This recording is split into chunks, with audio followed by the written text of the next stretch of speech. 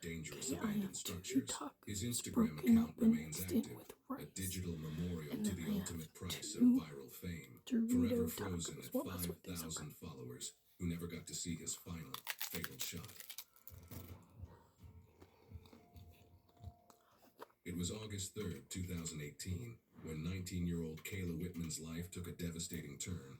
I At what love should have soft been a tacos, perfect but we summer don't have night, any Kayla was right everything now. you'd expect from an Arizona State University marketing student.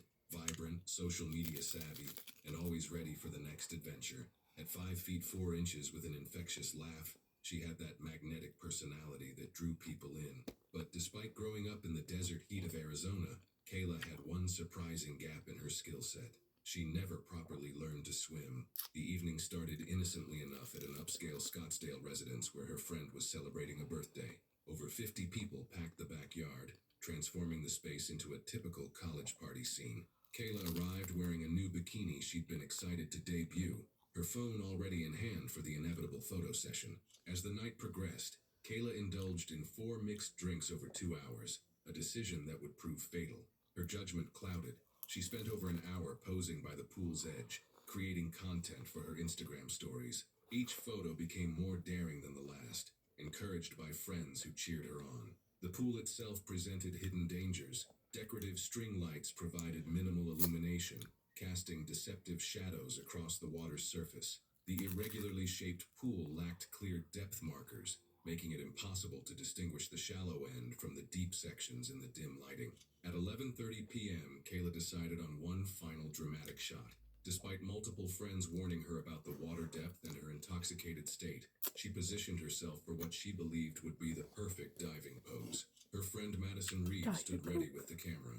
What Kayla thought was the deep end was actually the 3.5-foot shallow section. She executed a forward dive with arms extended overhead, entering the water at a steep angle with devastating momentum.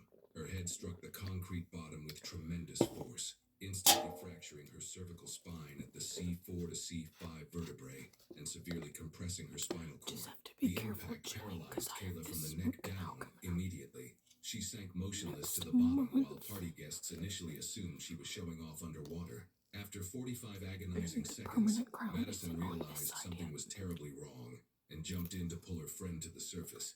Kayla emerged unconscious, blood streaming from her nose and ears. Emergency responders arrived within 8 minutes, but the damage was irreversible. She had suffered catastrophic brain damage from oxygen deprivation and spinal cord trauma. 3 hours later, Kayla was pronounced dead at the hospital due to respiratory failure caused by her high cervical spinal cord injury and secondary drowning. The promising young woman who had started the evening planning her future marketing career became another tragic statistic. The aftermath brought legal consequences for the homeowner, who faced a wrongful death lawsuit for failing to properly mark pool depths and provide adequate. 22nd, 2016, when 21-year-old Zane Hollowell made a decision that would cost him everything.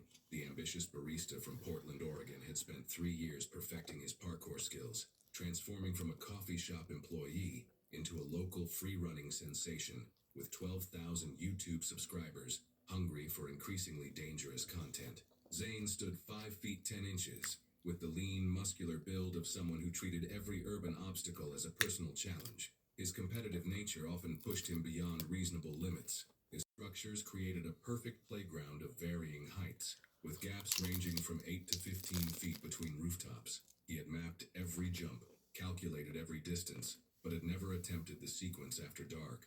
Despite weather reports warning of light rain, Zane arrived at 10 p.m. with his friend Colton Hayes, a fellow traceur who doubled as his cameraman. Colton, more cautious by nature, had expressed concerns about the conditions, but Zane's determination to film content for his growing channel overrode any safety considerations. The session began at 10:45 p.m., with Zane successfully navigating several smaller jumps, while Colton captured multiple angles. His confidence grew with each successful landing, the familiar rush of adrenaline drowning out the sound of light rain beginning to patter against the concrete surfaces. The final jump represented the sequence's climax, a 12-foot gap between buildings with a 3-foot height difference. Zane had visualized this moment countless times, knowing it would become the centerpiece of his next viral video. He positioned himself 30 feet back from the edge, feeling the wet concrete beneath his running shoes as he prepared for his approach. The run-up felt perfect until the critical moment when his left foot encountered a slick patch of rain-soaked concrete. The slip occurred precisely at the building's edge, destroying his carefully calculated trajectory and timing. Instead of the clean, controlled leap he had practiced in his mind, Zane found himself rotating forward mid-air, his body betraying him when precision mattered most. He fell short of the target building by approximately 2 feet, his chest striking the concrete ledge with devastating force. The impact fractured multiple ribs, which immediately punctured both lungs. The collision sent him bouncing backward into a 40-foot fall down the narrow alley between buildings. Colton watched in horror as his friend's body struck the concrete below with a sickening impact that fractured Zane's pelvis and caused severe head trauma. Racing down to the alley, Colton found Zane conscious, but unable to speak, blood filling his punctured lungs as he struggled for each breath. The 911 call came immediately, but the damage was too extensive. 25 minutes after the fall, before paramedics could transport him to the hospital, Zane succumbed to massive internal bleeding and respiratory failure. His pursuit of the perfect shot had ended in the most permanent way possible. The entire incident remained to drowning, her body disappearing beneath the dark Pacific waters that had been both her passion and her destroyer. 3 days later, Coast Guard vessels recovered Madison's body. The coroner determined that she had died from drowning, complicated by severe blunt force trauma and blood loss. Madison's death sent shockwaves through the marine biology community at UC Santa Barbara. Her research advisor immediately implemented new safety protocols requiring all coastal fieldwork to be conducted in pairs with emergency communication devices. Her family, determined that their daughter's death would not be in vain, funded the installation of warning signs at the location where Madison died. The signs specifically warn visitors about the danger of sneaker waves, serving as a permanent reminder of how quickly the ocean's beauty can turn deadly. Madison Reeves' unfinished thesis on sea anemone populations was posthumously completed by her colleagues and published in her honor, ensuring that her scientific contributions would live on, even as her promising career was cut tragically short. It was June 8th. Colton had earned his reputation as the golfer who played through anything. Rain, wind, even hail couldn't drive him from the course. His twice-weekly rounds at West Shore were sacred rituals, and today's tournament qualifier represented months of preparation. He'd been chasing this opportunity since February, practicing his short game until his hands bled, determined to earn his spot in the regional championship. The meteorologists had been clear that morning. Severe thunderstorms would pummel the Tampa Bay area by 4 p.m. Dark clouds gathered on the horizon as Colton teed off at 2 p.m., but he dismissed the warnings with characteristic confidence. He'd outrun storms before. His playing partners had already retreated to the clubhouse, but Colton pressed on alone, muttering about fair-weather golfers. By 3:45 p.m., Colton stood on the 14th tee as the first lightning strikes flickered within 5 miles. The course management sounded the warning horn, its urgent wail echoing across the manicured landscape. Other golfers abandoned their carts and sprinted toward the clubhouse, but Colton barely glanced up.